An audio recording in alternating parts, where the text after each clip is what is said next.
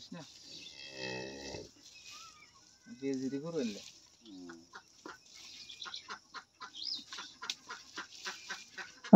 আলাইকুম আমাৰ প্ৰিয় খামাৰী বন্ধুসকল, আপোনালোকক আমাৰ এই ইউটিউব চেনেলৰ পৰা স্বাগতম জনাইছো এনিমেল লাভাৰ 90। আজি চাওক, আমি এটা চৰত গৈ আছো, গৰুক কৃত্ৰিম প্ৰজনন কৰিবলৈ। দুটা গৰু আছে, তাত বেজি মাৰিব লাগে। পোৱালি দিয়াৰ কাৰণে, পোৱালি জন্ম দিয়াৰ কাৰণে যিবিলাক বেজি মাৰা হয়, সেই বেজি মাৰিবৰ কাৰণে আমি চৰত গৈ আছো। এই নাও দি যাই আছো। সেই গৰুৰ যি অনাৰ, সেই অনাৰজনে আমাক লৈ যাবলৈ এই নাওখন লৈ আহিছিল। আমাক সোণাৰী বাজাৰৰ পৰা একদম ডাইৰেক্ট চৰত লৈ গৈছে এই নাও দি। আৰু সেই চৰত গৈ আমি দুটা গৰুক আমি কৃত্ৰিম প্ৰজনন কৰি দি আহিছো। আৰু এই নাও দি আমাক সোণাৰীত আনি থৈ গৈছে। এইটো নাও দি আমি চৰত গৈছিলো। ইয়াৰ ভিউটো চাওক বন্ধুসকল, ডাইৰেক্ট নদীৰ মাজেৰে যাব লাগে। বহুত ৰিক্সি ৰাস্তা হয়। নাওখন আছিল সৰু।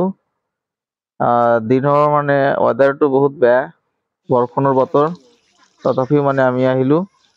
আমি আমাৰ এই চৰত গৰুৰ যিটো অনাৰ, সেই অনাৰৰ ঘৰত আহি পালো।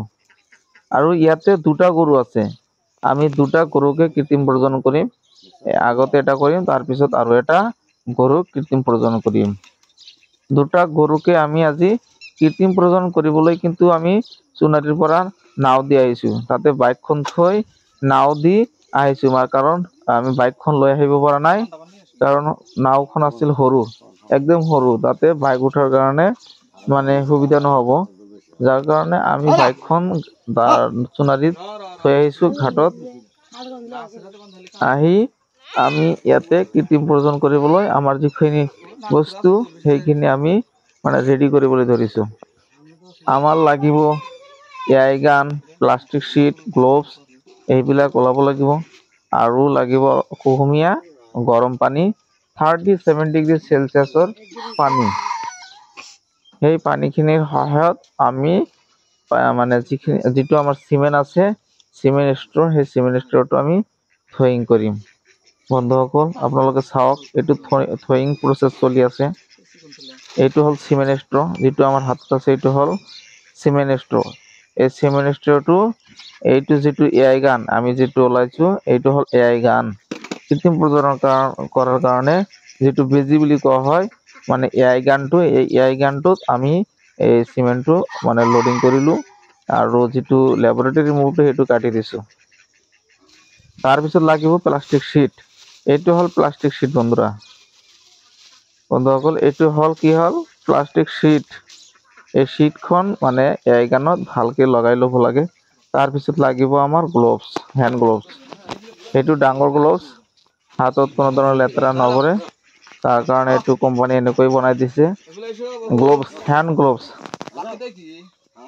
এতিয়া অলপ পানী লৈ তাৰপিছত আমি গৰুক কৃত্ৰিম প্ৰজনন কৰিম। এই গৰুটো অলপ ডেঞ্জাৰ গৰু, শাহিয়াল গৰু।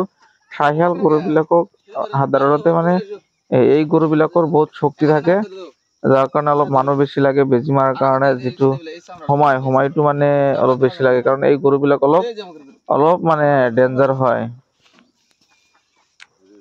শক্তিশালী হয়। সেইকাৰণে বেজি মাৰাৰ সময়ত অলপ সতৰ্ক হৈ বেজি মাৰিব লাগে, নহলে বহুত বেয়া হৈ যাব। এইটো গৰু কৃত্ৰিম প্ৰজনন কৰিম। তাৰপিছত আৰু এটা গৰু আছে তাতে, এইটো হলষ্টিয়ান। সেইফালে সেই হলষ্টিয়ান গৰুটোক কৃত্ৰিম প্ৰজনন কৰিম। আগতে এইটোক বেজি মাৰি লম। দুটা গৰু আছে,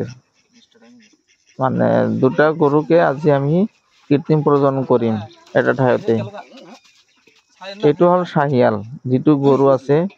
এই শাহিয়াল গাইজনীক আকৌ আমি শাহিয়াল চিমেৰে কৃত্ৰিম প্ৰজনন কৰিম। সাহেব বাছুৰ বুলি যিটো কোৱা হয়, সাহেব, সেইটো শাহিয়াল বুলি কোৱা হয় সাধাৰণতে।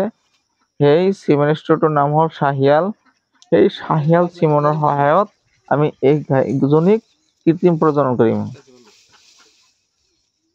এই গাইজনী শাহিয়াল, আৰু এই গাইজনীক আজি আমি শাহিয়াল চিমেণ্ট দিম।